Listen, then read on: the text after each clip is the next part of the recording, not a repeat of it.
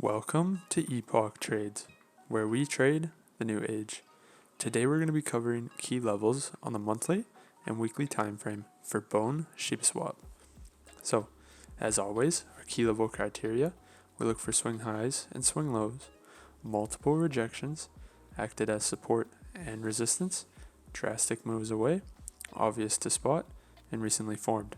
So, let's go ahead and hop right in. Now the first key level we notice is our monthly swing high here, as we see price come up, hit, and is starting to reverse. We can also go ahead and plot our monthly swing low. This is the lowest point price got before hitting and reversing drastically to the upside. Now, head over to the weekly. So, what do we see on the weekly here? We notice a lower weekly swing low. So we can go ahead and plot that on the chart. And look how our monthly swing low is reacting with price. We see long wick reacting here, and as price comes back above, we see multiple weeks holding the same support level.